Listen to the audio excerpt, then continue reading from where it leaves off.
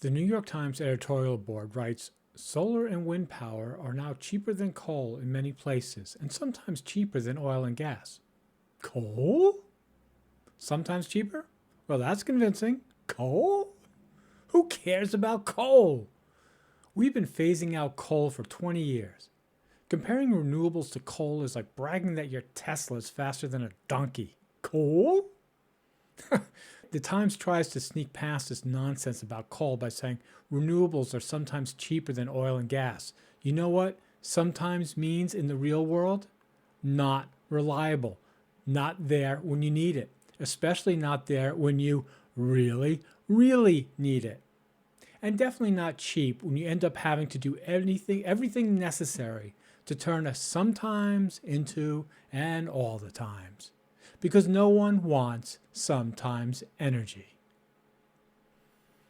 The Times glowingly mentions battery technology as a solution, then moves on. Of course, the Times changes the subject. Let's not look at a single fact about real-world grid-scale battery storage.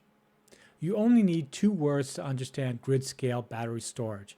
Astronomical costs. Or you can shorten to 1 word. Forget about it.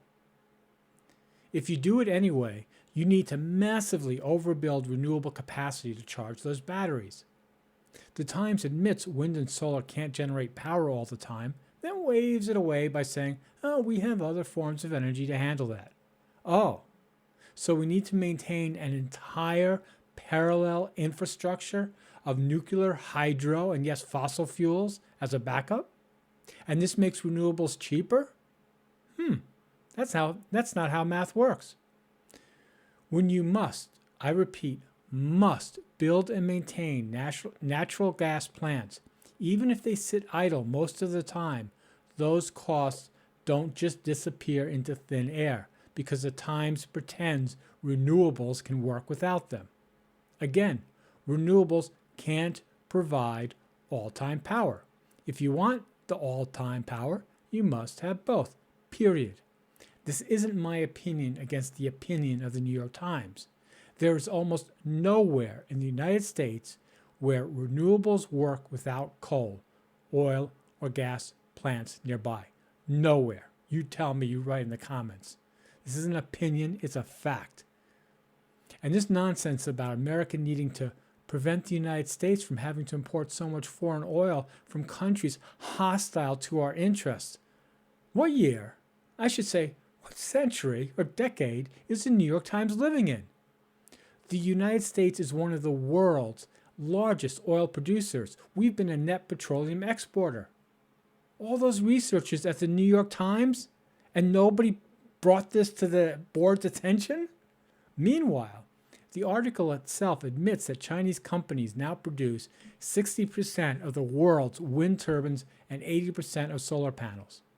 So the Times' brilliant plan for energy independence is to make ourselves completely dependent on Chinese solar panels and wind turbines. But anyway, the Times blames everything on Trump. It's just a hatchet piece. The Times doesn't mention there's President Biden who put 100% tariffs on Chinese EVs.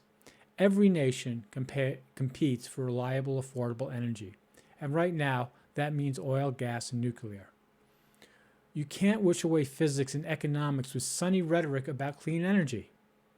And comparing yourself favorably to coal, it isn't a flex, dear New York Times. You think it is.